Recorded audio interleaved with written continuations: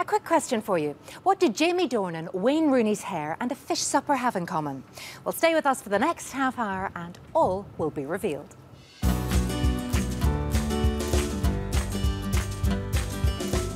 Hello and welcome to another edition of the Summer Magazine, and what a packed programme we have coming up for you. From hot male model to TV serial killer to our couch, we'll be getting up close and personal with our own Jamie Dornan. Forget Posh and Bex or Ant and Dec, we're checking out that sizzling double act, Fish and Chips. And UTV's Paul Clark, MBE, will be honouring us with his presence when he picks his TV highlights of the week. So all that and more coming up for you in the next 30 minutes. But first, the front pages of the tabloids were recently dominated by the big football story, Wayne Rooney's hair transplant. And it seems that he needs a top-up just 2 years after spending £15,000 on his first transplant. And of course, everyone has a view on what Wayne's new hairstyle should look like. I'm sexy and I know it.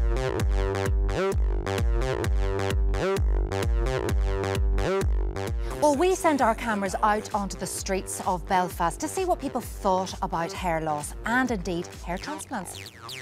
Losing this would be the end of my life, to be honest, you know. So for all those people at home who are wondering about it, like, this is real.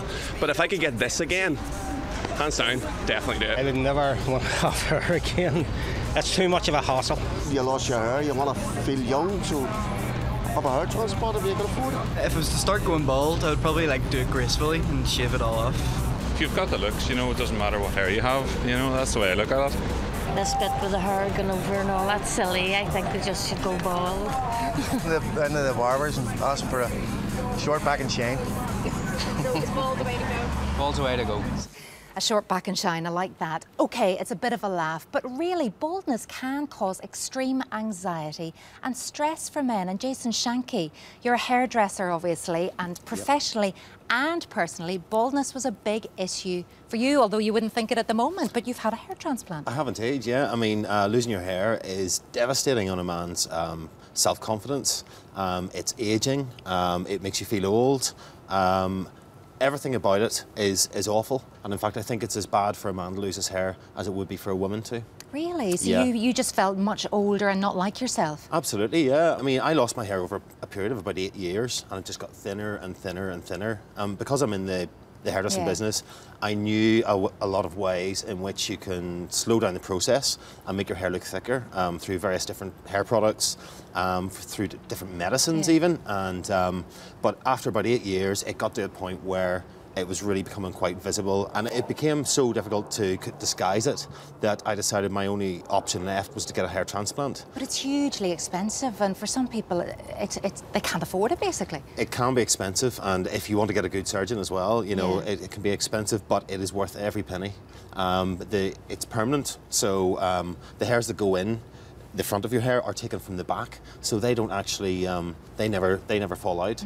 So the hair that you are given in the transplant is there permanently. And you never worried about it going wrong? I mean, look now at Wayne Rooney, he paid £15,000 and it's falling out, or the hair around it's falling out. Yeah, well, I mean, that happens, but the hairs that haven't been transplanted, for example, the ones that haven't yet fallen out, they will still fall out unless you treat that with medication.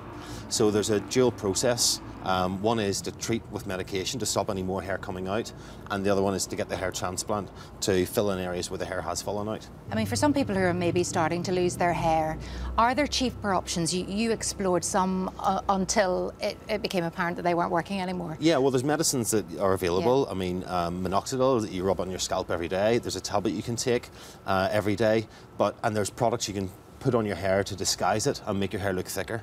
But really, once it will come to a point where a transplant is really, that is the only way to disguise it if you want to keep disguising your hair loss. So obviously no regrets for you? None whatsoever. Jason, thanks very much and good luck. The hair looks great. Thank you. Thanks for talking to us tonight. Now, hands up who's had a fish supper for tea tonight.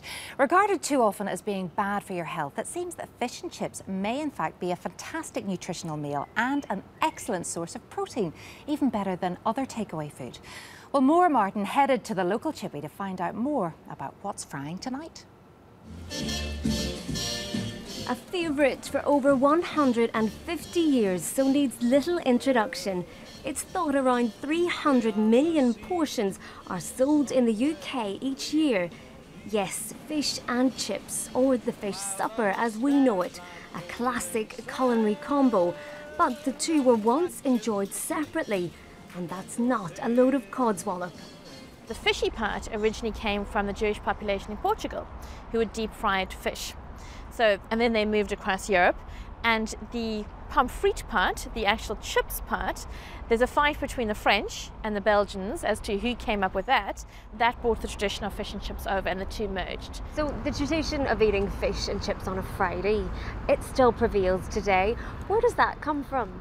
40 days of Lent, where you traditionally give up, rich foods and sort of luxurious foods.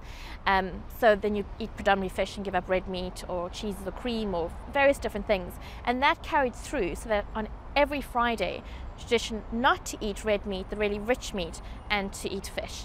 Well, we know that they taste good, yes. Look good, smell good, but how good are they for you? Actually, fish and chips, out of all the takeaways, comes in a much better place. One portion, which is normally quite generous from the chipper, comes in at under 600 calories, which is quite reasonable, and under 10 grams of saturated fat, which again, not bad going. Cooked in front of you, that smell is absolutely hypnotic, and there's nothing nasty or additives, preservatives, anything weird added to it. Who would have thought it? Fish and chips, a symbol of cultural, historical and religious significance. But surely it's the taste that makes it really great, and no better place to find out more about that than the oldest chippy in town, where I tried my hand at frying up some fish. All your fish is cooked fresh like this? Yes, it is indeed. It's done to order, apart from a Friday where we would fry round the back. Here we go. Lovely. Get your job.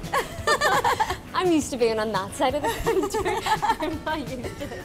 Long's has been here for quite a long time. The name is quite apt, really. It's nearly 100 years old. It was started by George Isaac Long. He had a wee grocery shop, and he decided to do some hot food.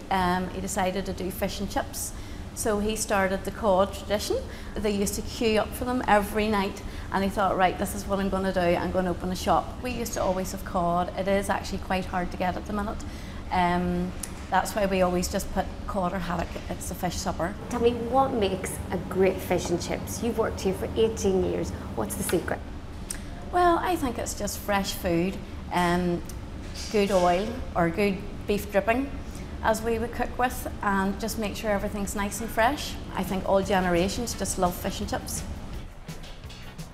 The mighty fish supper. It really has taken a battering over the years. It survived depleting fish stocks, rising food prices, reduced potato harvests, and increased competition from other fast food outlets. And yet, it endures. A marriage made in heaven. And Sarah, I've got your order right here. Oh, thank you, Maura. That was quick. Right, well, these are tasty, but there's something even tastier coming up after the break. See you in 3.